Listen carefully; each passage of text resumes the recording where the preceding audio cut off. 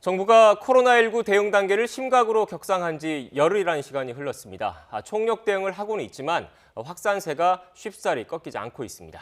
이제 양상이 신천지 관련자 확진에서 일반 시민 감염으로 옮겨가고 있다는 분석도 나옵니다. 전문가와 함께 이야기 나눠보겠습니다. 고려대 의과대 예방의학교실 교수이자 대한의사협회 과학검증위원장인 최재욱 교수 나오셨습니다. 어서 오십시오. 네, 안녕하세요. 지금까지 총 확진 환자가 5,328명으로 지금 집계가 됐습니다. 그래서 네. 전국 발생 양상을 볼 때 지금 대구가 아닌 다른 곳에서도 지금 지역 감염 형상이 나타난다고 볼 수 있을까요? 네, 지금 그런 양상이 확인되고 있습니다. 네네. 우선 몇 가지 우선 통계를 좀 자세히 설명드려야 될 것 같은데. 네, 준비된 그래픽이 있습니다. 한번 보시면서 설명해 주시죠. 네. 지금 5,300명, 32명 사망, 원치 이런 검사가 지금 28,000명이니까 네. 앞으로도 검사 대기자 중에서도 증가될 겁니다. 근데 지금 네. 숫자가 중요하기도 합니다만 네. 저 단순하게 절대적인 숫자보다도 지금 지역사회 인구 대비 숫자로 보는 게 정말 필요합니다. 그러니까 예를 들어 100명 중에 10명 생긴 지역사회하고 네. 1,000명 중에 10명 생긴 지역사회는 당연히 다르겠죠. 그렇죠. 네, 그런 관점에서 보시면 지금 현재 우리나라 10만 명당 기준으로 이 확진자 수를 보시면 우리나라가 지금 현재 9.3입니다. 근데 중국은 5.6이에요. 저희가 전국적으로 봤을 때도 중국보다 우리가 이 감염자의 밀도는 훨씬 높다. 네. 이미 초과했고요. 네. 대구 지역만 봐더라도 147.8이 10만 명당 지금 대구 지역에 발생하고 있고요. 네. 중국은 이제 후베이성이 113입니다. 즉 이런 인구 밀도의 관점에서 보면 중국 전체 혹은 후베이성보다도 대구 지역은 중국 전체나 후베이성만 그런 따로따로 모두 다 지금 우리가 감염도가 심각하고 이러한 감염도는 결국 지역사회 전체로 확산되고 있다 이렇게 보시면 되고요. 예. 또 충남 지역 같은 경우가 이미 10만 명도 3.8인데 이 부분도 며칠 전부터 계속 이 인구 감염병 밀도가 증가해 왔습니다.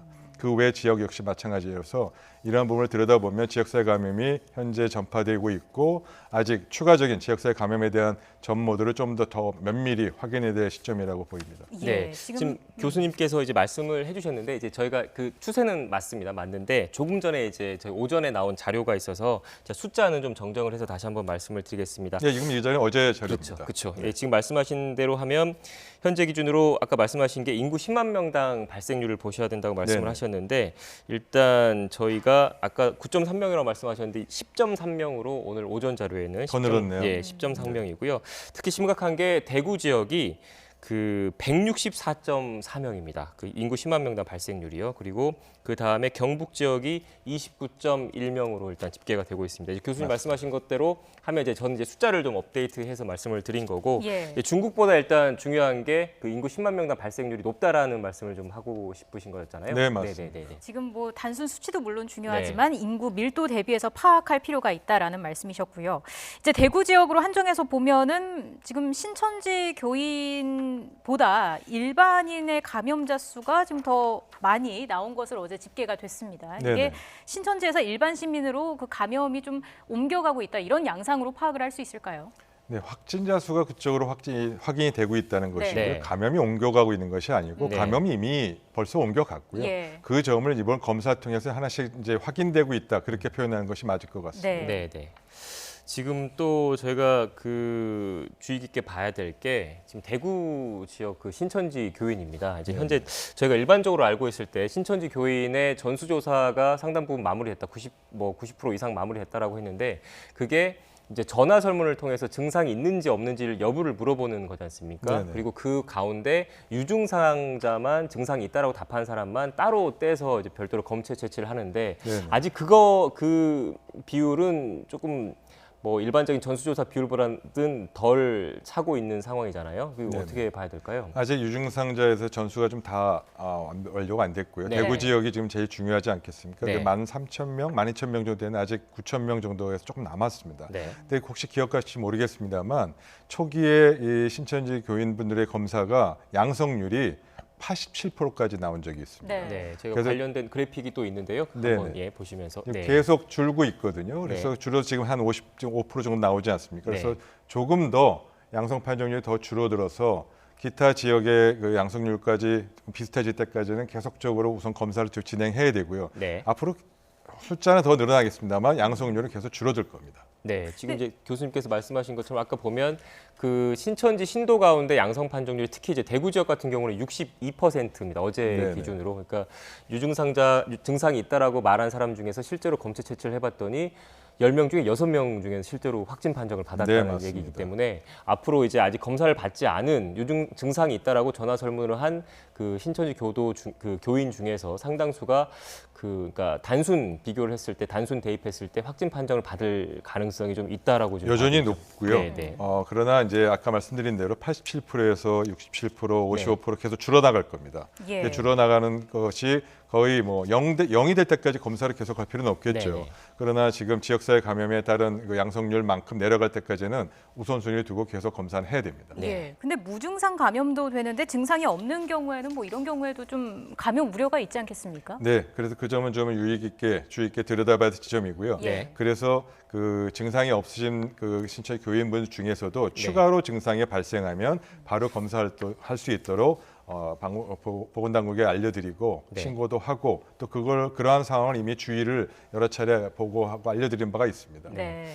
지금 이제 그 정부에서도 신천지 교인에 대해서 일단 집중적으로 검체 채취를 해 왔었는데 이제 좀 방향을 좀 바꿨습니다. 이제 고위험군, 상대적으로 고위험군에 있는 그 일반 시민도 조사를 하겠다. 네네. 그 조사를 진행하겠다라고 했는데 아까 이제 교수님께서 말씀하신 것처럼 아직 그 신천지 교인 중에서 검체 채취를 안 하신 분도 상당수 있기 때문에 그 두 방향으로 가야 되지 않나라는 의견도 좀 있는 것 같아요. 어떻게 네, 보십니까? 전적으로 동의합니다. 네네. 그럴 필요 당연히 있고요. 네. 잘 생각해 보시면 뭐 아실 것이 신천지 교인의 지금 이런 2,000명 넘는 확진자가 나왔는데 네. 처음 31번 환자분에서 시작된 거 아닙니까? 우연히 검사를 해서 찾았습니다. 네. 그래서 그분과 접촉한 분들을 찾아 나가는 과정에서 2,000명이 나왔습니다. 즉 네. 고구마 줄기를 뭐 예를 들면 고구마 줄기 찾아가다가 지금 하나씩 찾은 게 2,000명입니다. 네. 근데 고구마 줄기 한 줄기 찾은 겁니다. 지금 지역사회 내에 다른 전국적으로 그런 식으로 또 다른 고구마 줄기가 땅속에 있는데 아직 안 찾아서 모르는 겁니다. 네. 그래서 그 부분을 빨리 찾아서 확인해야 되는 것이 필요하다는 얘기를 의료계가 여러 차례 얘기를 했고요. 지금 아직 여력이 없어서 그쪽까지 확대하지 않은 부분이기 때문에 이런 부분은 이제 투트랙으로 혹은 좀 더 나가서 지금 충남 지역 같은 경우가 다른 어떤 지역보다 지역사회 감염 밀도가 높습니다. 네. 그럼 충남 지역부터 전수조사를 하고 네. 혹은 그중에 다 하기가 여력이 좀 어려우면 혹시 증상이 생기면 먼저 치사율이 높을 것 같은 폐렴 환자나 고령자분들에게 먼저 우선 검사를 해보든지 하는 여러 가지 방법으로 지금 지역사회 감염을 대비하기 위한 투트랙, 쓰리트랙, 포트랙이 되도록 계속 네. 확대해 나가는 것이 필요합니다. 이렇게 확대해서 대응 체계를 세우면 아무래도 신천지 관련자가 아니어서 검사가 늦어지는 경우를 좀 막을 수 있겠네요. 그렇죠. 예, 바로 그 지점을 빨리 해결하고 해소해서 네. 잠재되어 있는 의혹을 또 우려를 빨리 네. 종식시키는 것이 필요하겠습니다. 일단 구체적인 사례도 한번 좀 짚어보도록 하겠습니다. 지금 이제 오늘 그 오전에 나온 자료를 보면 이제 대구 경북 외에 이제 서울 지역도 이제 확진자가 100명에 네. 지금 육박하고 있습니다. 네. 또 특히 이제 감염원이나 이제 경로를 알 수 없는 그런 지역 감염 형태도 좀 나타나고 있고요. 특히 이제 성동구에 있는 그 주상복합 아파트에서는 이제 그 집단적으로 10명 이상의 확진자가 나왔습니다. 지금 거의 상당수 저 일반 시민들이 아파트나 이런 공동 그 시설, 공동 그 주거 시설에 살고 있는데 불안감이 좀 큰 측면이 좀 있거든요. 네, 맞습니다. 어떻게 대응을 하고 평소에 어떻게 좀 생활을 해야 될까요? 지역 주민들이나 네. 관련된 근처에 사시는 분들은 많은 우려가 있으실 겁니다. 네. 지금 이 지점에서 뭐 말씀드릴 수 있는 거는 혹시라도 감기나 발열 증상이 있으신 분은 그 근처에 사시는 분들은 코로나 검사를 받으시기를 권유드리고요. 그런 증상이 없으신 분들 중에서는 우선 지금 말씀드린 대로 일상생활의 위생 수칙, 마스크 사용, 손 씻기 네. 이 부분 잠시만요. 철저히 해주시길 부탁드립니다. 네. 지금 중앙방역대책본부 그 정례 브리핑이 진행되고 있습니다. 현장으로 가보겠습니다. 2020년 3월 3일부터 3월 4일까지 확진자는 516명이 추가가 되어 총 확진자 수는 5,328명입니다. 추가로 격리 해제되신 분은 7분이시고요. 오늘 또 격리 해제되시는 분들이 많이 있습니다. 격리 해제되신 분들 통계는 집계해서 내일 그 통계 자료로 말씀을 드리도록 하겠습니다. 어제 추가로 사망하신 분이 4분이 더 계셨습니다. 전국적으로 약 65.6%는 집단 발생과 연관이 된 사례로 확인하고 있습니다. 기타 산발적인 발생 사례 또는 조사 분류 중인 사례가 약 34.4%입니다. 하지만 아직 조사가 진행 중이어서 이쪽에 이제 많은 부분이 포함이 되었지만 조사가 지금 지자체에서 많이 진행이 되고 있어서 어느 정도 감염 원이나 감염 경로가 확인이 되면 집단 발병 사례별로 통계가 좀 더 보완이 될 예정에 있습니다. 서울 지역은 성동구 소재의 주상복합 건물 관련해서 현재까지 12명의 확진 환자가 발생하였으며 감염 경로 및 접촉자에 대한 조사는 진행 중입니다. 부산 지역에서는 온천교회를 중심으로 조사가 진행 중입니다. 현재까지는 33명의 확진 환자가 확인되었고 확진 환자가 방문한 장소 및 접촉자에 대한 조사는 진행 중에 있습니다. 대구 지역에서는 주로 신천지 대구교회 관련돼서 발생한 것이 64.5%로 가장 많고 신천지 신도들에 대한 접촉자 조사 과정에서 집단시설, 의료기관 등을 중심으로 발생을 추가로 확인하여 조치 중에 있습니다. 참고로 그 신천지 신도 관련돼서 의료기관에서 확인된 그런 집단 발병이 22건 정도 확인이 됐는데 그중에 한 18건 정도는 신천지 신도하고 관련돼서 유행이 시작된 걸로 추정하고 지속적인 조사가 진행 중에 있습니다. 경기에서는 수원시 영통구 소재의 교회에서 확진 환자 6명을 확인하였습니다. 조사 결과 2월 16일 신천지 과천교회의 종교행사에 참석했던 확진 환자가 용인시 소재 회사에서 교육을 실시하였고 당시 확진자가 진행하였던 그 교회 교육에 참석했던 직원 4명이 확진되었고 그 중에 1명이 2월 23일 생명샘 교회 예배에 참석하여 교회 내 전파가 발생한 것으로 추정하고 있습니다. 이에 따라서 2월 23일 예배에 참석한 신도 등에 대한 조사가 진행 중에 있습니다. 충남 지역에서는 천안시 운동시설을 중심으로 총 7개 운동시설 관련 80명의 확진 환자를 확인하였습니다. 현재 확진 환자가 방문한 장소 및 접촉자에 대한 조사는 계속 진행 중에 있습니다. 경북에서는 신천지 대구교회의 교인 관련된 발생이 가장 많고요. 그 밖에 청도 대남병원, 성지 순례단, 칠곡 미랄사랑의 집, 경산 서리 요양원, 김천 소년교도소 등등에서 접촉자 조사와 검사 등 적극적인 조사를 통해 집단 발생과 환자들을 계속 확인하여 조치하고 있습니다. 중앙방역대책본부는 개인위생 수칙 준수 및 사회적 거리 두기를 실천할 것을 당부드립니다. 계속 반복해서 말씀드리고 있는 개인위생 수칙입니다. 흐르는 물에 비누로 손 씻기, 기침할 때는 옷소매로 입과 코를 가리고 기침하기 등의 기본 예방 수칙을 지키는 것이 무엇보다도 중요합니다. 가능한 모든 모임과 외출을 자제할 것을 당부드립니다. 특히 발열이나 호흡기 증상이 있는 사람과의 접촉을 피하고 특히 닫힌 공간, 밀폐된 공간에서 많은 사람들이 모이는 장소나 종교 행사 등의 단체 행사에 방문하는 것을 자제할 것을 당부드립니다. 또한 각 기관이나 기업 등에서는 온라인 근무, 재택근무들을 적극 실시할 것을 공고드립니다.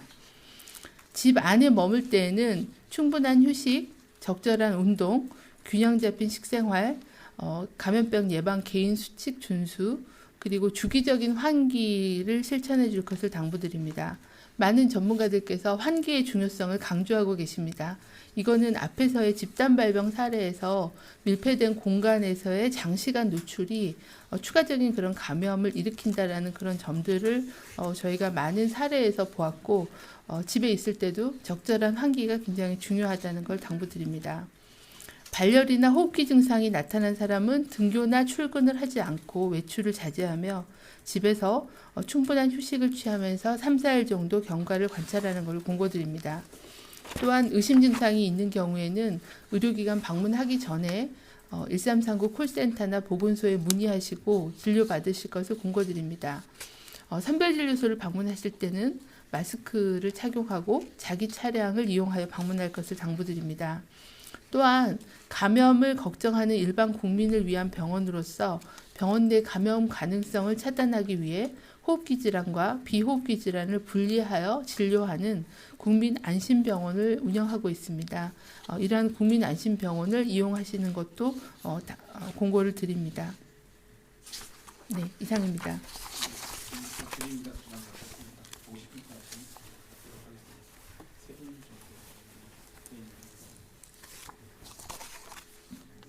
JTBC 대한민국입니다.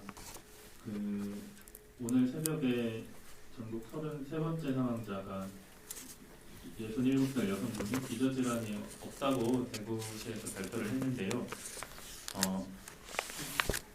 어떻게 방역당국에서는 이 사례를 좀 보고 계시는지, 이분이 뭐 예를 들어서 발병일에 비해서 진단이 좀 늦었다거나 뭐 이런 것이었는 건지 파악하고 계신 게 있으시면 공유 부탁드리고요. 그리고 확진 후 사망 사례가 계속 잇따르고 있는데 이게 진단 검사가 좀 늦어져서 그렇다고 보시고 계신 것인지 부탁을 드리겠습니다. 그리고 마지막으로 한 가지만 더 여쭈면요. 오전에 중대본 브리핑에서 대구 지역에서 신천지 무증상 신도보다 고위험군 일반 시민 검사를 우선하겠다 원칙을 발표를 해주셨었는데, 원래는 발표를 해주셨었는데 오전 브리핑에서는 3월 8일까지는 무증상자 검사를 계속하겠다고 했는데 이게 그 원칙과 좀 배치되는 게 아닌지 여쭙습니다. 네, 사망자 정보는 제가 지금 갖고 있지 않아서 조금 팀장님께서 확인해서 이따 말씀해 주시고요. 그리고 최근에 대구 지역에서 특히 고령자이신 70세, 80세 이상인 그런 고령 어르신들께서 굉장히 급속한 악화, 폐렴이나 아니면 호흡곤란 등의 그런 증상이 악화돼서 응급실이나 아니면은 이제 이런 긴급한 그런 응급진료를 통해서 진단되고 또 사망되는 그런 사례들이 꽤 많이 보고가 됐습니다. 그래서 저희도 이런 고령자, 특히 고위험군인 고령자이면서 만성질환이 있으신 그런 어르신들을 어떻게 하면 조기에 좀 더 인지하고 또 신속하게 검사를 받고 그리고 어떻게 하면 적절하게 치료 시스템까지를 시간의 지체가 없이 이어서 이런 사망을 예방할 건가에 대한 게 저희 방역 대책 중에 가장 핵심적인 내용입니다. 그래서 그런 사망자들에 대한 내용에 대한 분석을 하고 있습니다. 진단이 지연된 건지 아무래도 저희가 보면 어르신들이 발병을 인지하는 시점이 조금 늦은 면도 있습니다. 왜 그러냐면 기침이나 뭐 이런 증상들이 굉장히 비특이적이니까 의심하기 좀 어려운 상황이고 또 그런 상황에서 한 며칠 지내시다 보면 갑자기 폐렴이 악화돼서 사망하시는 그런 경향이 있어서 특히 집단 생활을 하시거나 집단으로 계시는 요양병원, 요양원 또는 사회복지시설을 중심으로 해서 이런 의심되는 그런 환자분들을 조기에 인지하고 또 진단검사를 좀 더 신속하게 검사를 하는 그런 고위험 집단의 환자 발견, 검사를 좀 더 강화하는 쪽의 그런 대책들을 강화하는 게 필요하다라고 판단하고 있습니다. 그래서 그 부분에 대해서 선별검사의 우선순위를 좀 바꾼다고 했기 때문에 그런 고위험군들이 좀 더 조기에 인지되게끔 인지 시점에 조금 저희가 문제가 있다라고 보고 있습니다. 그래서 그 부분을 지자체하고 같이 진행을 할 계획이 있습니다. 그리고 검사 진단 지연이라는 거는 일단 발병한 후 의심해서 검사를 받으러 오셔야 되는 그 과정이 있고 그 다음에는 검사를 했는데 결과가 얼마나 빨리 나오느냐인데 그거는 하루 이틀 정도면 검사는 나오긴 합니다. 근데 병원에까지 오시기 또 의심하는 그 단계에 좀 문제가 있지 않나라는 판단을 하고 있어서 그분에 대한 개선 방안을 만들고 있습니다. 그리고 검사에 대해서는 여태까지 대구시에서 한 2만 3천 건 정도 검사를 진행하셨는데 교인을 대상으로 한 게 한 40%가 좀 안 되는 걸로 그렇게 분석하고 있습니다. 그래서 대부분은 일반 시민을 대상으로 해서 검사를 진행을 하셨고요. 이 부분을 좀 더 비중이나 이런 부분들을 교인보다는 고위험군 시민을 대상으로 검사를 우선 진행한다라는 그 원칙 하에 선별검사 팀이라거나 이런 자원들을 좀 재배치하는 걸로 계속 진행하고 있습니다. 남아있는 교인분들이 한 3,000명 정도 어제 기준으로 있었기 때문에 그분들에 대해서도 가능한 한 신속하게 검사는 할 수 있는 그런 내용으로 하되 저희가 그 자가격리 기간을 지금 늘려놨기 때문에 한 3주 되는 시점에서는 그때까지도 무증상인 분들은 검사에 대한 것들은 저희도 자가격리자들도 2주 지나면 격리를 해제하거든요. 그래서 그런 원칙들을 적용해서 마지막 그 검사 결과를 좀 보고 결정을 할 예정입니다. 네. 역학조사 1팀장이 사망하신 분 관련된 기초정보 설명드리겠습니다. 네, 오늘 보고된 그 33번째 사망하신 분에 대해서 간략하게 설명드리겠습니다. 먼저 이분은 여성분이시고 만 67세 분이십니다. 기침이나 오한 증상으로 진료를 받으시고 검사를 시행해서 확진된 이후에 입원하여 치료를 칠곡 경북대병원에서 치료를 받으셨는데 이번 경과가 그 치료 경과가 그렇게 좋지 못해서 폐렴으로 사망하신 분으로 일단 확인이 되고 있고요. 다른 기저질환은 확인되고 있지는 않지만 일단 67세로 고령이라는 점 말씀드릴 수 있겠습니다.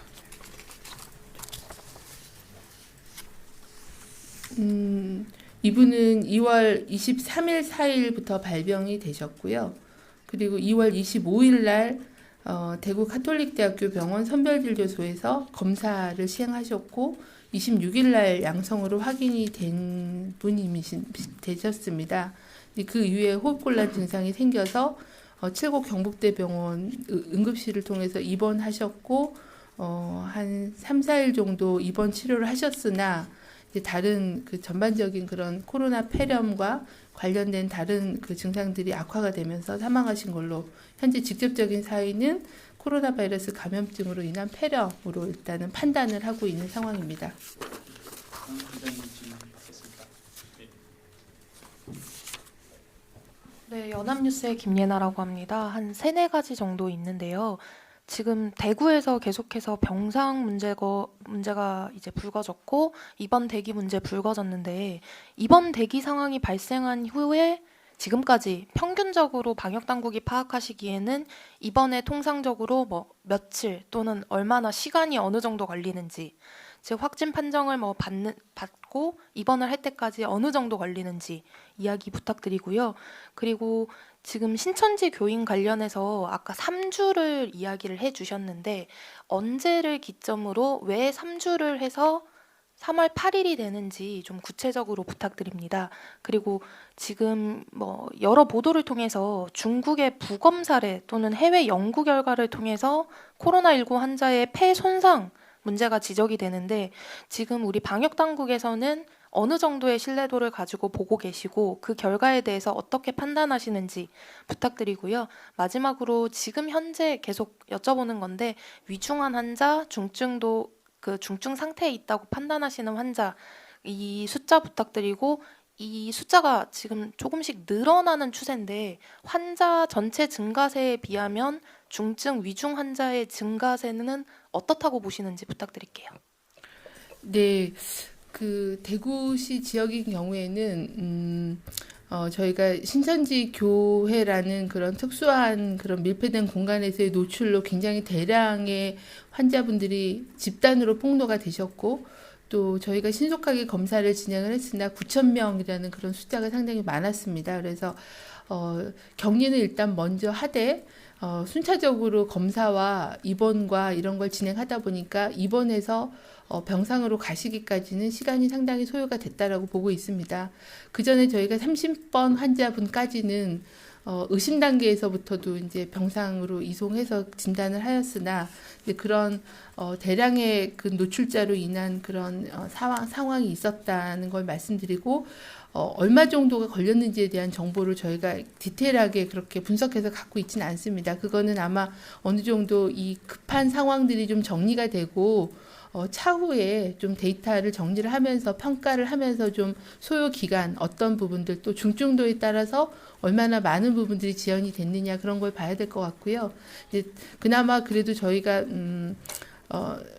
생각하는 거는 중증 환자분이나 아니면 이런 고위험군들은 우선 입원을 시켰기 때문에 대부분의 무증상 내지는 경증 환자분들의 대기 기간은 상당히 있었다라고 판단하고 있습니다. 그 부분은 중증도에 따른 대기 기간, 그게 어떤 문제였는지는 평가를 하고 대책들을 추후에 점검을 할 계획입니다. 3월 8일 3주라고 잡은 거는 저희가 2월 16일 날 이제 예배가 있었고 그때가 이제 좀 큰 마지막 폭로 내지는 그러니까 중점적인 그런 폭로의 시점이라고 보고 그걸 기준으로 해서 일단 기간은 설정하고 있고요. 개인별로 격리된 기간들이 조금씩 다릅니다. 그래서 하루 이틀 정도의 차이들은 있을 수는 있고요.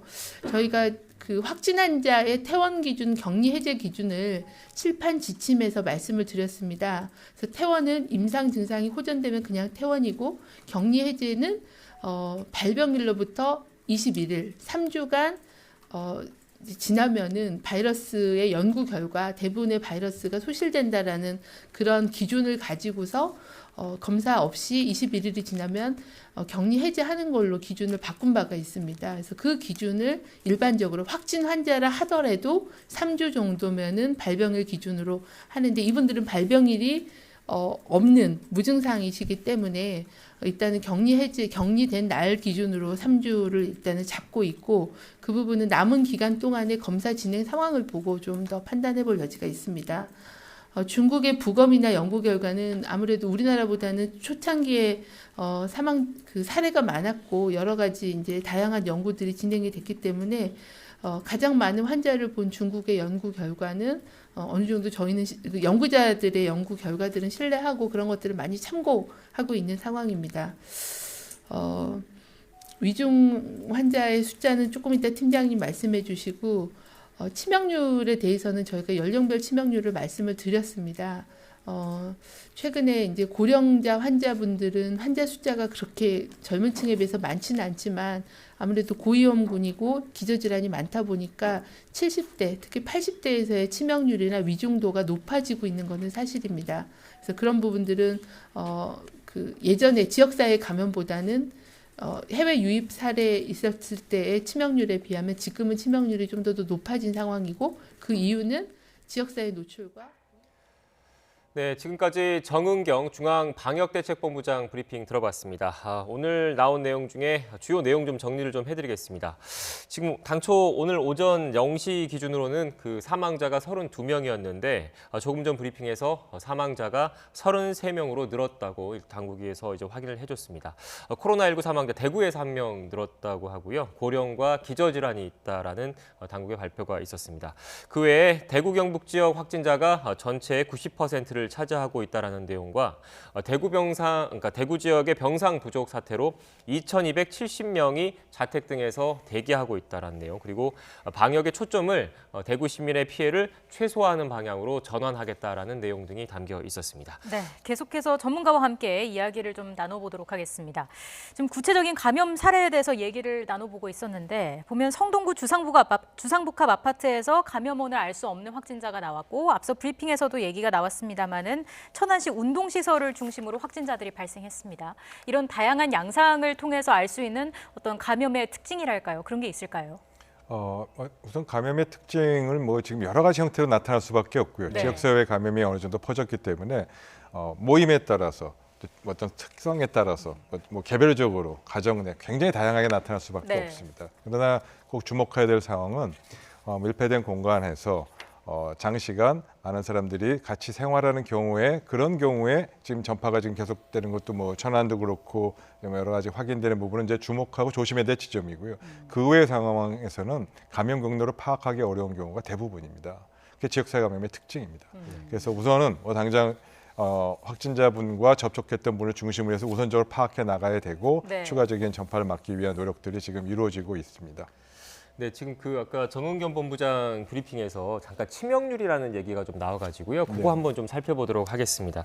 지금 보니까 이게 이 자료가 오늘 오전 기준 자료거든요. 근데 전체 치명률이 그러니까 치명률이란 결국 그 확진자 중에 그 사망자 네. 비율을 지금 치명률이라고 하거든요. 네, 치명률이 그 3월 4일 그러니까 오늘 0시 기준 5,328명 확진자 기준으로 0.6%로 일단 당국의 자료로 나와 있거든요. 이 0.6%는 그 후베이성이 그러니까 우한이 있는 후베이성 외 중국 외 지역과 크게 차이 없는 그 치명률 수치인 거죠. 그보단 그래도 좀 낮고요. 좀 낮. 네, 여전히 낮습니다. 근데 그래서 이제 말씀하십시오. 근데 이제 문제가 지금 전체 평균으로 보면 0.6%인데 지금 그 당국의 자료를 보면 그 70세에서 79세가 4.6% 그리고 80세 이상은 5.6%나 되거든요. 네. 어떻게 봐야 될까요? 네, 이 점은 뭐 이미 충분히 과거부터 알려졌고요. 과거라는 게 이제 중국의 사례를 놓고 봤을 때 대부분의 사망자는 50대 이후부터 증가하기 시작해서 기저질환을 갖고 있는 고령자에서 발생하는구나라는 네. 거는 이제 알고 있었습니다. 그래서 네. 그 부분에 대해서 좀 집중 관리해야 되고 우선순위를 치료의 우선순위 거기다 둬야 되겠다는 부분은 이미 의료계나 보건당국도 알고 있습니다. 네, 그러나 그럼에도 불구하고 당초 전문가들이 예상하기로는 우리가 충분히 대응한다면은 또 충분히 관리가 된다면 우리나라의 사망률은 0.1에서 0.2% 정도 유지할 수 있겠다는 조심을 전망을 했는데 지금 현재 0.6% 아닙니까? 네. 그래서 이 점은 좀 더 빨리 신속하게 병상을 확보하고 전문적인 치료 체계를 갖추고 이런 혼란이 좀 정리된다면 0.1%, 0.2% 줄일 수 있도록 최선의 노력을 앞으로 해나가야 되는 것이 바람직하다고 보고요. 예. 줄여 나가야 됩니다. 이게 그 60세부터 70세 그러니까 60세 이상부터 그러니까 70세, 79세, 80세 이상 거의 5% 안팎으로 되잖아요. 네네. 이건 사스나 메르스 때랑 비교했을 때 어떻습니까? 치명률이? 그때랑 비교가 안 되고요. 네네. 메르스 때는 훨씬 더 높았고요. 메르스 네. 때는 감염자의 34%가 국내에 사망했습니다. 네. 그리고 사스 때는 거의 10% 이 정도였기 때문에 그때보다는 낮습니다. 네. 낮지만 과거와 다른 건 이거는 여러 차례 말씀드렸지만 전염력이 워낙 높아서 네. 이 모 집단이 워낙에 감염자 수가 워낙에 많아져서 사망자 수도 그에 따라 비례하는 거니까 늘 수밖에 없다는 그런 점에서 주의가 필요하다는 점을 여러 차례 강조드리고 지금 다시 한번 말씀드립니다. 네. 네, 알겠습니다. 저희가 좀 마스크 얘기도 나누어 봐야 할 것 같은데 식약처가 마스크 사용 기준을 발표했습니다. 개정 권고 사항이 나온 건데 그 내용을 저희가 그래픽으로 준비를 해봤는데 같이 보면서 좀 얘기를 나눠보겠습니다. 지금 개정안입니다. 일단 코로나19 의심자를 돌볼 경우에는 KF94를 쓸 것을 권했고 의료기관을 방문하거나 기침, 콧물 등 호흡기 증상 환자이거나 택배기사나 영무원 등 다수를 접촉하는 직업군에서 일을 하는 경우 혹은 노인, 아동, 임산부 등 건강 취약계층이거나 기저질환자의 경우에는 KF80 이상을 쓸 것을 권고했습니다. 지금 이 권고 사항 발표된 거에 대해서 의견을 좀 듣고 싶은데요. 대체로 한 달 전에 발표했던 권고 기준과 크게 틀리지는 않습니다. 네. 다만 차이점을 우선 설명드리고 예. 몇 가지 제가 또 의견을 드리면 네. 대부분 동일한데 과거와 달라진 점. 과거에는 지역사회에서 일상생활하는 정상 성인인 경우는 굳이 마스크를 쓰지 않아도 됩니다라고 말씀드린 거고요. 지금은 지역사회 감염이 어느 정도 확산됐기 때문에 일상생활에서도 사회적 거리두기와 같이 마스크를 착용하기를 권유드린다. 그런 뜻으로 말씀드렸고요. 다만 지금 KF94 이상을 코로나19 의심자를 돌보는 경우에 권고를 했는데 네. 좀 지나치게 좀 과하다는 생각이 듭니다. 확진자를 치료하기 위한 과정에서 발생했을 의료인이나 의료기관은 구사를 써야 됩니다. 네. 근데 지금 일반인께서 시민이 구사 쓰기도 어렵고요. 현실적으로 구사 마스크를 구하기도 어렵습니다. 의료기관에서도 KF94 마스크 쓰지 못해서 지금 굉장히 큰 문제점이 지속되고 있는데 이걸 또 구해야 된다고 이렇게 지적하면 또 그걸 구하러 다니는 혼란이 생길 수 있을 것 같아서 좀 우려되는 부분이고요. 80 정도를 쓰셔도 되고 이분들은 의심 환자자 확진 환자가 아닙니다. 네. 확진 환자인 경우와 의심 환자인 경우를 굳이 구분을 이렇게 하기도 어려운데 할 필요는 좀 적절치 않아 보이고요. 여러 가지 기본적인 지침은 그거와 달리 과거와 지침과 다른 거는 보건용 마스크는 이제 80 이상 쓰면 좋겠다고 했는데 지금은 어쩔 수 없는 위기 상황이고 마스크를 구하기 어려우니까 네. 필요하다면 면 마스크라도 쓰십시오.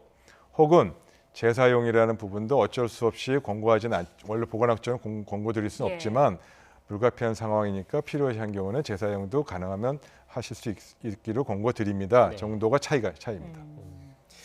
지금 이제 말씀하신 대로 마스크 계속 얘기를 했으니까 마스크 올바르게 쓰는 방법도 한번 좀 여쭤봐야 될 것 같아요. 지금 이제 중국과 일본 공동 연구팀이 최신 논문에 나온 내용이라고 하는데 이게 그 바이러스가 구강이나 결막보다 이제 코로 침투한다. 그래서 마스크 쓸 때는 반드시 이제 코를 잘 가려야 한다. 이런 이제 계속 나왔던 얘기긴 한데 이거 어떻게 보십니까? 예, 뭐 그 점은 네. 충분히 지적됐던 내용이고요. 네.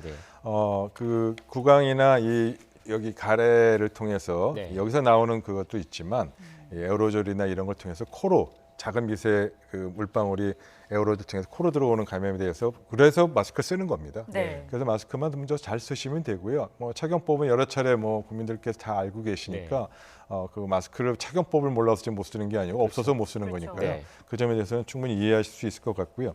한 가지 몇 가지 이 마스크 관련해서 한 가지하고 또 추가적인 한 가지 네. 말씀드리면 네. 워낙에 마스크가 없다 보니까 이거 재사용을 며칠까지 할 거냐 네. 이제 이거에 대한 얘기들이 고민이 돼서 저희가 호흡보호구 전문가들하고 상의를 했습니다. 네. 그래서 그분이 지금 한시적이지만 제안드리는 거는 살균제를 쓰거나 이런 부분은 적절치 않다는 얘기 여러 예. 차례 얘기했고요. 일광 소독하는 건 너무 시간이 많이 걸리고 살균 효과가 없습니다. 그러나 깨끗이 사용되는 경우에 소독 효과가 있는 거는 자외선 살균기 기계에 넣으면은 세균과 바이러스는 효과적으로 죽일 수 있다는 게 미국이나 이런 실험 연구 결과 보고로 나왔습니다. 그래서 그 자외선 살균기라는 게 혹시 식당 가서 보시면 컵 소독하는 곳이나 예. 빨간불 나오는 데 있죠. 파란불인가요? 여기 나오는 그런 자외선 소독기나 칫솔 소독할 때 보면 그 빛으로 소독하는 자외선 소독기가 있습니다. 그런데 잠시 넣으셨다가 빼시면 소독이 돼서 그 상태로 깨끗하게 유지만 된다면 전문가분들은 5일 정도 사용하시는 것은 괜찮을 것 같다. 그런 공고도 나온 바가 있으니까 참조하시기 바랍니다. 이게 자외선 살균기라는 게 이제 그 식당이나 이런 데서 봤는데 일반 가정에 자외선 살균기가 없죠. 없는 경우가 네. 있죠. 이게 저희 뭐 가정에 이제 아이 키우신 분들 보면 뭐 젖병이라든지 뭐 이런 소독기, 소독기 네. 그것도 자외선 살균기라고 맞습니다. 볼 수 있습니까? 네, 같은 그게 겁니다. 어린 아이들 특히 영유아 있는 가정에서는 그런 거 많이 갖고 있는데 네, 네. 어머님들 참고하시면 뭐 좋은 네, 내용인 네. 것 같습니다. 네. 그리고 한 가지 더 말씀드리고 네. 싶은 네. 거는 그 아까 이 질병관리본부에서 여러 차례 강조했습니다만 지금 고령자의 고위험자의 급격히 증세가 악화되어 사망에 이르는 경우가 대구에서 계속 발생하고 있다는 걸 주목하고 이 부분에 대책을 마련하고 있다 그랬는데 예. 이 부분에서 좀 급히 좀 우려되는 거는 한 가지입니다. 지금 질병관리본부에서 계속적으로 그동안 강조해왔던 것이 발열이나 이런 증상이 있다 하더라도 집에서 3, 4일 있다가 좀 경과를 본 다음에 의료기관을 방문하라고 공고한 바가 있습니다. 이게 좀 안 맞아요. 지금 증세가 급격히 악화돼서 이 사망에 이른 경우가 많은 만큼 이런 고령자인 경우에는 이렇게 기다리지 말고 곧바로 병원에 오셔야 됩니다. 예. 그래서 이런 점은 빨리 좀 수정이 돼야 될 부분이고요. 네. 그리고 어떠한 경우라도 설사 그렇게 의료기관이 이제 와서 방문이 하셔도 확진자 되는 게 폐쇄되는 것 때문에 지금 걱정이 돼서 이런 보고를 제안을 하긴 했지만 네. 그 어떠한 경우라도 내가 코로나가 의심이 돼서 국민이 불안해하는 상황에서 집에서 3, 4일 기다리라고 얘기하면 안 됩니다. 어떤 경우에도 감기약이라도 치료받아야 되고 뭐라도 약을 받아 치료하려면 당연히 의료기관 방문하는 게 맞습니다. 네. 이 점은 반드시 수정돼서 보완이 돼야 된다고 생각합니다. 네, 알겠습니다. 지금 연일 마스크 수급 문제가 논란인데 약국 시스템이 과연 대안이 될 수 있을지 이 부분에 대한 얘기도 좀 나눠보겠습니다. 약국 DOR을 이용해서 해소가 가능할까요? 어떻게 보십니까? 기술적으로는 그러한 부분에 의해서 가능합니다. 근데 그러한 부분은 이제 하나의 이제 이 마스크가 지금 없으니까 네. 그런 걸 해결하는 하나의 기술적 방안으로 제시한 건데 사실 그 점보다 좀 더 근본적으로 이 부분에 대해서 의료계가 여러 차례 제안한 바가 있습니다. 결국 지금은 마스크가 그냥 개인적으로 뭐 해도 되고 안 해도 되는 상황이 아니라 이 감염병 위기를 코로나 위기를 해결하기 위한 적극적인 상황이자 또 환자인 경우는 치료 목적으로도 이것이 필요하지 않습니까? 네. 그러면 건강보험 급여 항목으로 해서 의사가 처방하면 반드시 환자나 이런 분들은 반드시 쓰고 그럼 약국에 처방받아서 건강보험 항목으로 받을 수 있고 그러면 지금과 같은 DOR 시스템과 이런 부분 다 해소됩니다. 원래 그래서 그렇게 제안을 여러 번 했었고요. 예. 근데 그런 부분들이 해결이 되는 그 절차에서 반영이 돼야 지금 제일 중요한 게 뭐겠습니까? 고령자, 취약자 이런 부분들이 우선적으로 마스크가 공급돼야 됩니다. 네. 근데 지금 그 부분도 해소가 되려면 모든 우선 그게 환자를 의사들이 보잖아요. 보면서 이분들 당장 마스크 급하게 있어야 됐다고 처방을 내릴 수 있고 그리고 그거에 따라서 공급이 되고 또 의료진대로 필요한 부분은 또 이거에 대해서 하고 무료로 또 받아야 되고 지금 같은 상황에서 무료로 최소한 환자들은 줘야 됩니다. 그러니까 이런 부분 건강보험에서 태워서 해결을 하고 뭐 개인적으로 사실 분은 뭐 일반 뭐 감기약과 편의점에 살 수 있듯이 네. 마스크도 편의점에서 사실 분은 또 사시고 이렇게 투트랙을 하는 것이 바람직하고요. DUR이라는 그런 부분 하나의 그거의 수단입니다. 근데 이것만을 위해서 환자를 확인하기 위해서 두 개 줬냐 세 개 줬냐 확인하기 위해서 DUR을 이용하면 여러 가지 또 뭐 예상치 못한 문제점들이 있습니다. 그래서 이건 근본적으로 해결하는 방법은 그런 방법들을 해결하는 것이 더 바람직하다고 봅니다. 알겠습니다. 그 교수님께서 그 마스크 사용 관련해 가지고 재사용 이거 어떻게 하면 안전하게 사용할 수 있을지에 네. 대해서 그 뭐 팁이라고 할까요? 팁을 좀 주셨는데 뭐 식당에서 쓰는 뭐 그 식기 그 살균할 때 쓰는 자외선 살균기나 뭐 칫솔 소독기, 뭐 젖병 소독기 같은 자외선 살균기가 마스크 이제 재사용할 경우에 상대적으로 좀 도움이 될 수 있다라는 말씀 해주셨습니다. 지금까지 고려대 의과대학 예방의학 교실의 최재욱 교수님 말씀 함께 나눴습니다. 고맙습니다. 고맙습니다.